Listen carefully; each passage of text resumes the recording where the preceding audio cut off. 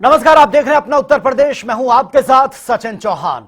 उत्तर प्रदेश के मुख्यमंत्री योगी आदित्यनाथ, उप मुख्यमंत्री केशव प्रसाद मौर्य और कैबिनेट मंत्री ब्रिजेश पाठक गुजरात के केवड़िया पहुंचे हैं, जहां पर उन्होंने कई मंत्रियों सहित स्टैच्यू ऑफ यूनिटी का भी दौरा किया है और साथ ही सरदार वल्लभ भाई पटेल को श्रद्धांजलि अर्पित भी की है। वहीं नेताओं ने राष्ट्रीय एकता का संदेश भी दिया है।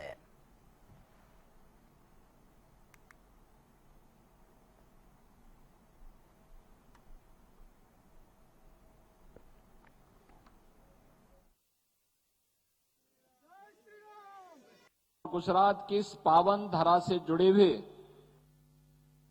आप सभी गुजरात के बहनों और भाइयों का मात नर्मदा के इस तट पर स्टैच्यू ऑफ यूनिटी के सानिध्य में मैं उत्तर प्रदेश सरकार और उत्तर प्रदेश की जनता जनार्दन की ओर से आप सबका मैं हृदय से अभिनंदन करते हुए इस पावन धरा को कोटि कोटि नमन करता हूं। गुजरात सदैव से देश को एक राह दिखाने वाला राज्य रहा है और वह राह दिखाने वाला मार्ग आज से नहीं, याद करिए उत्तर प्रदेश की ही धरा से लीलाधारी भगवान श्री कृष्ण इस पावन धरा पर आए थे और द्वारिकाधीश बनकर के धर्म की स्थापना के कार्य को आगे बढ़ाए थे। ये गुजरात की धरा है। याद करिए, भारत के अंदर शुद्धि का कार्यक्रम चला करके किसी कालखंड में किन्हीं कारणों से अगर कोई व्यक्ति अपने मूल समाज से हट गया है तो उसे वापस ला करके आर्य समाज के बड़े आंदोलन को भी आगे बढ़ाने का कार्य इसी धरा से स्वामी दयानंद सरस्वती ने प्रारंभ किया था। यही धरा है जिसने भारत की आजादी के महानायक राष्ट्रपिता महात्मा गांधी को भारत की स्वाधीनता के अगुवा के रूप में देकर के भारत की स्वाधीनता के मार्ग को प्रशस्त किया था और स्वतंत्र भारत में कैसा भारत हमें चाहिए, भारत की अखंडता के शिल्पी लौह पुरुष सरदार वल्लभ भाई पटेल की यह पावन धरा है और इसलिए कौन ऐसा भारतीय होगा जो इस पावन धरा को कोटि कोटि नमन न करता हो। गुजरात भगवान सोमनाथ की पावन धरा है, भगवान नागेश्वर नाथ की पावन धरा है, भारत की आध्यात्मिक, भारत की विरासत की भूमि भी है, भारत के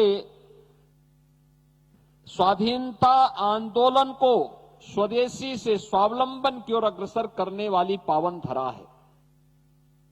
और आज मेरा यह सौभाग्य है कि मुझे इस स्थल पर आज उत्तर प्रदेश की टीम की ओर से दूसरी बार स्टैच्यू ऑफ यूनिटी के दर्शन करने का सौभाग्य प्राप्त हो रहा है।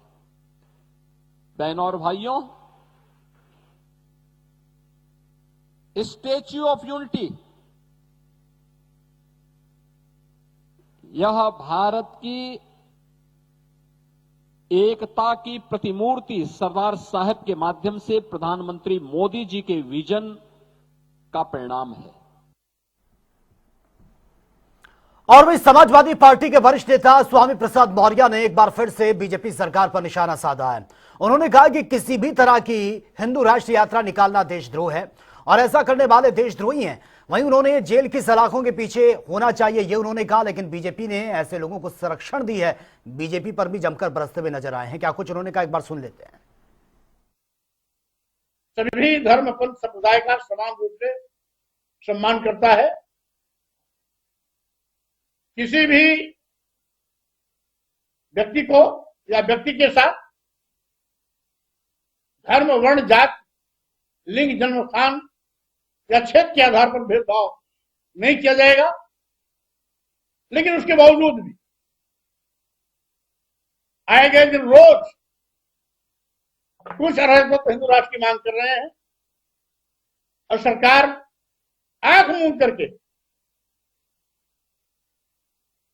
उनको अप्रत्यक्ष रूप से ताकत दे रही है, क्योंकि उनकी यात्रा में बड़े पैमाने पर जो पुलिस तंत्र शिक्षा में लगी है वो केंद्र सरकार की मेहरबानी से। तो ऐसे लोग का हौसला अफजाई केंद्र सरकार कर रही है, जो देश को हिंदू राष्ट्र के नाम पर बांटने का पाप कर रहे हैं, जो संविधान को बदलने की कोशिश कर रहे हैं। ऐसे लोगों को जेल में भेजने के बजाय सरकार उनकी आरती उतार रही है। सड़क दुर्घटनाओं की रोकथाम और सड़क सुरक्षा को मजबूत करने के उद्देश्य से पुलिस प्रशासन की ओर से महत्वपूर्ण तकनीक पहल की गई है और इसके माध्यम से गूगल मैप पर वाहन गति सीमा को लाइव प्रदर्शित किए जाने का शुभारंभ किया गया और चर्चा करते हुए लोगों को जागरूक भी किया गया है। और यह बताया गया कि गूगल मैप, जो कि आज सभी एक मुख्य जरूरत सबके लिए बन चुका है, वो गूगल मैप अब आपको सुरक्षित यात्रा करने में मदद भी करेगा। गूगल मैप आपको यह बताएगा कि यात्रा के दौरान आपको किस सड़क, किस चौराहे पर और कितनी स्पीड से अपनी गाड़ी को चलाना है।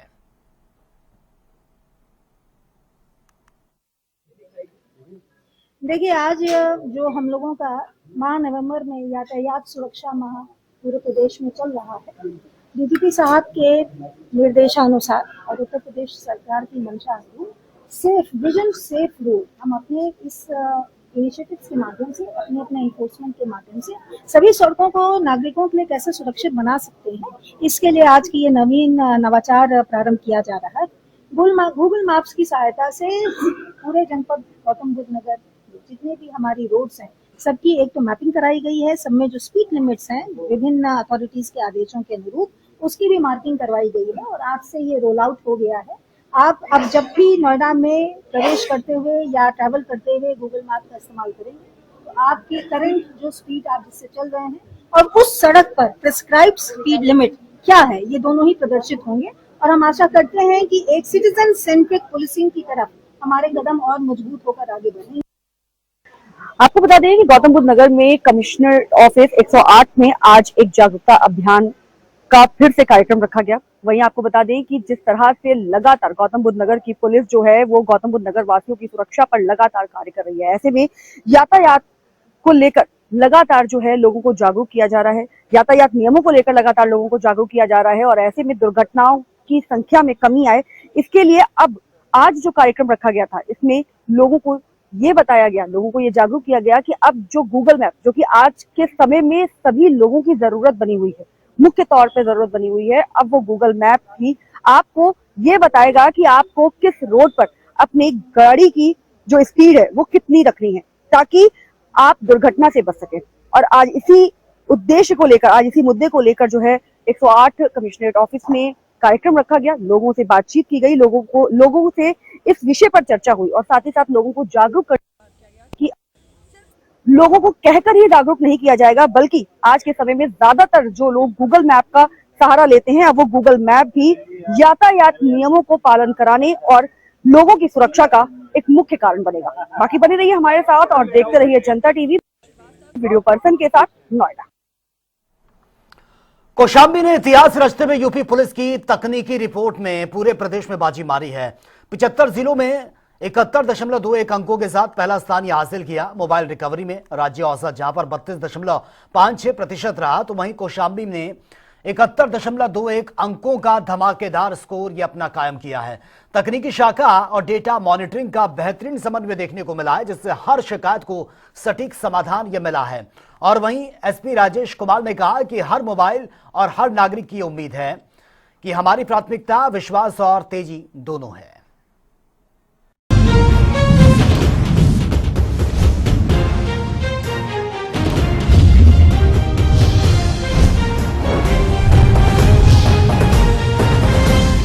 चलिए खबरों में आगे बढ़ते हैं। प्रयागराज के सिविल लाइंस सुभाष चौराहे पर लोग दिल्ली बॉम्ब धमाके में मृतकों को श्रद्धांजलि देने के लिए इकट्ठा हुए हैं।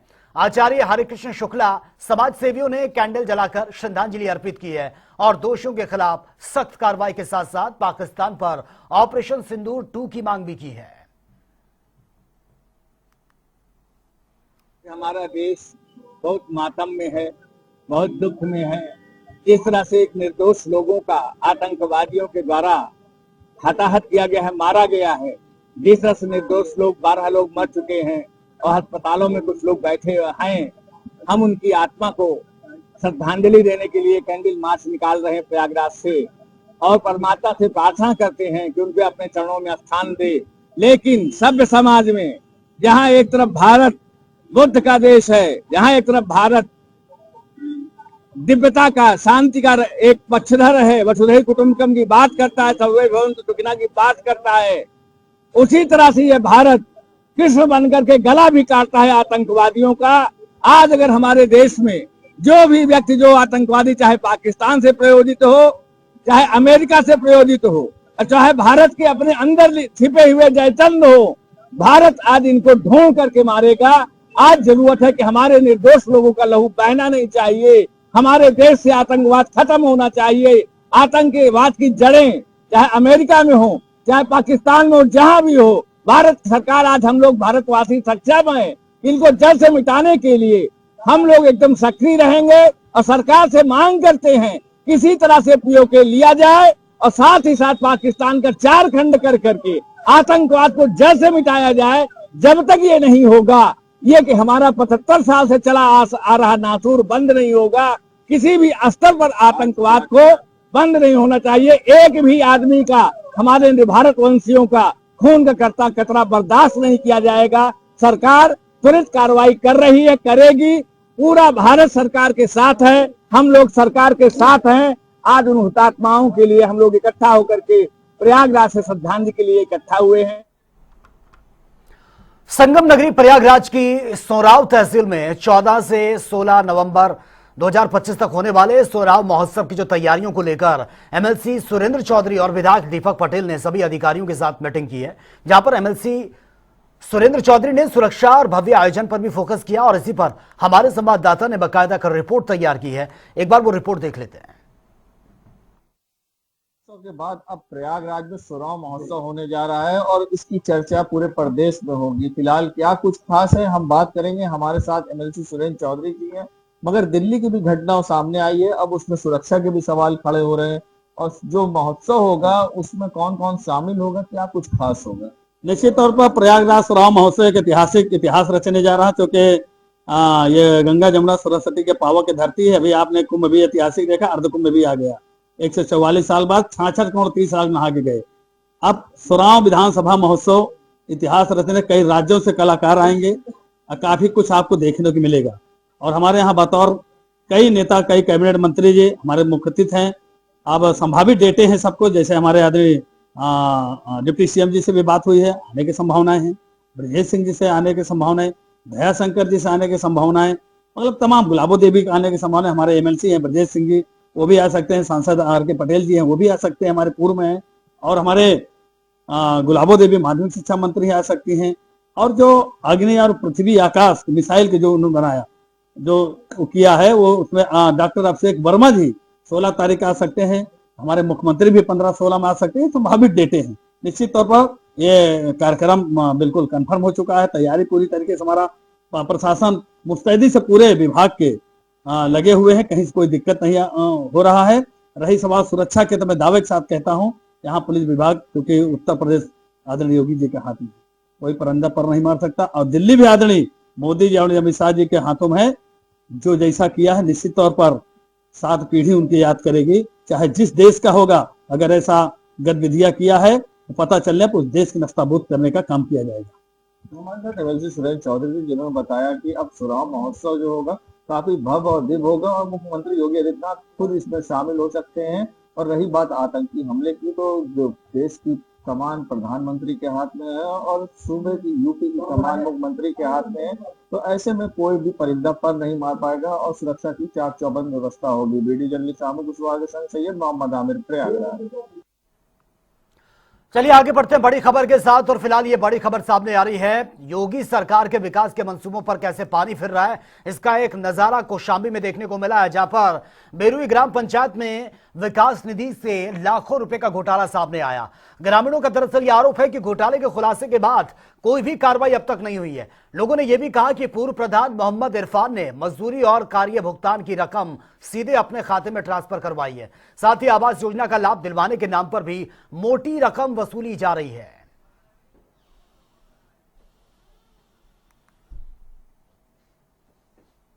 हमारे गांव में जो भी विकास का पैसा आता है, मोहम्मद इरफान पूर्व प्रधान उसको सारा अपने अकाउंट में पैसा लेता है। यहाँ का कोई विकास कार्य नहीं होता। इसकी सूचना हमने ब्लॉक से जिला स्तर तक किया, लेकिन इनमें कोई कार्रवाई आज तक नहीं हुई। हमारा मकान 8 साल से कच्चा है, उसमें हम पन्नी डाल के रहते हैं। बारिश होती है तो हमारे घर तक पानी जाता है। प्रधान से कहते हैं तो बोलते हैं पैसा दो तो कॉलोनी मिलेगी, नहीं मिलेगी। कहीं शिकायत की आपने? एप्लीकेशन डाले, अधिकारी आते उनको पैसे दे के भगा देते, काम खत्म। मैं पैसे के लिए बात कर रहा हूँ। मोहम्मद इरफान प्रधान है जो पूर्व प्रधान है, मंजू देवी वर्तमान प्रधान है, लेकिन प्रधान ही अपना कर रहा है। ये पैसे निकाल रहा है 40,000, 20,000, 30,000 ऐसे निकाल रहा है। जिले स्तर मैंने बात की, वीडियो से मैंने कहा, और मंझनपुर में शिकायत के लिए कोई कार्रवाई हुई नहीं। डीएम साहब से मुलाकात करना चाहते हैं, डीएम साहब से कहना चाहते हैं टीम गठित कर दें और यहाँ की जाँच चाहते हैं, बेरुई गाँव की जाँच हो। ये अपने खाते में किसका पैसा निकाल रहा है, किस चीज का? नरेगा का पैसा निकाल रहा है। काफी इसमें कागजें हैं, इसमें लिखा हुआ है नरेगा का, हैंडपंप मरम्मत का है और ये खड़ंजे का है। पूरा इसमें डिटेल लिखा हुआ कागज में। आजमगढ़ में विशेष गहन पुनर्निरीक्षण यानी कि एसआईआर के तहत कार्य में लापरवाही बरतने पर 15 बीएलओ के खिलाफ मुकदमा दर्ज हुआ है और साथ ही जिला निर्वाचन अधिकारी रविंद्र कुमार के उनके भी खिलाफ विभागीय कार्रवाई के आदेश दे दिए गए हैं, जिसमें अतरौलिया विधानसभा क्षेत्र से सबसे ज्यादा यानी कि 6 बीएलओ और दीदारगंज विधानसभा से 3, लालगंज विधानसभा से 2, सदर विधानसभा के 2 और गोपालपुर और साथ ही मुबारकपुर विधानसभा से 1-1 बीएलओ पर इसमें यह गाज गिरी है। जबकि इस मामले में 5 एआरओ द्वारा लापरवाही करने पर भी कार्रवाई की गई है। ये जनपद आजमगढ़ में माननीय भारत निर्वाचन आयोग के निर्देशानुसार विशेष प्रकार पुनरीक्षण 2026 का कार्यक्रम चलाया जा रहा है, जिसमें अर्हता तिथि 1 जनवरी 2026 के अनुसार जिन वोटर का नाम वोटर लिस्ट में है उनके गणना पत्रक मुद्रित करा करके बीएलओ के माध्यम से घर घर वितरित कराए जा रहे हैं। और उसमें जो वोटर है उसको अपना डिटेल या अपने परिवार का डिटेल, जो उसके माता पिता या दादी दादा इस तरह के लोग हैं, उनका 2003 की वोटर लिस्ट का डिटेल देना है। और इस फॉर्म को अभी 4 दिसंबर 2025 तक सबमिट करने के लिए कहा गया है। तो जब ये फॉर्म सबमिट हो जाएगा उसके आधार पर एक आलेख प्रकाशन होगा, ड्राफ्ट लिस्ट का पब्लिकेशन किया जाएगा और वो सभी राजनीतिक दलों को दी जाएगी। जनसामान्य के अवलोकन के लिए वो बूथ पर रखी जाएगी और वेबसाइट पर भी प्रकाशित की जाएगी। उस पर दावे आपत्ति आमंत्रित किए जाएंगे और इन दावे आपत्तियों के क्रम में फिर फाइनल मतदाता सूची का प्रकाशन 7 फरवरी 2026 को होगा। जनपद आजमगढ़ में कार्यक्रम की शुरुआत में कुछ बीएलओ द्वारा लापरवाही बरती गई थी, जिसके क्रम में बीएलओ के विरुद्ध एफआईआर कराई गई और कुछ बीएलओ को जो है निलंबित किया गया। उत्तर प्रदेश का मिर्जापुर जिला अब जल संरक्षण के क्षेत्र में देश भर के लिए एक रोल मॉडल बन गया है। यह पहल मिर्जापुर की पूर्व जिलाधिकारी प्रियंका निरंजन के कार्यकाल के दौरान हुई है।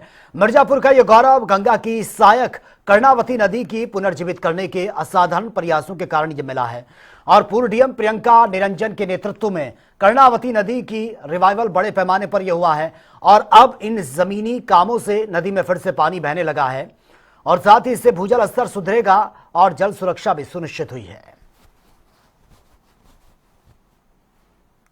जनपद में लगभग 51 से अधिक स्थानों पर छठ पर्व का आयोजन यहाँ की माताओं बहनों द्वारा किया जाता है, जिसको लेकर सभी हमारे ग्रामीण और नगरीय क्षेत्र की नगर पालिका शासी अधिकारी और जिला पंचायती अधिकारी सभी को दिशा निर्देश दिए गए हैं। आवश्यक साफ सफाई, प्रकाश और अन्य जो व्यवस्थाएं हैं वो कराई जाए। हमारी मजिस्ट्रेट और पुलिस की जोनल ड्यूटी भी लगाई गई है, सेक्टर मजिस्ट्रेट नियुक्त किए गए हैं और इसके साथ ही चूंकि तालाबों और नदियों के किनारे है तो आवश्यक नाव, गोताखोर इत्यादि सभी व्यवस्थाएं जो हैं वो की गई हैं ताकि हमारी माताएं बहनें बड़े हर्षोल्लास के साथ और सुरक्षा पूर्वक इस त्योहार को मना सकें।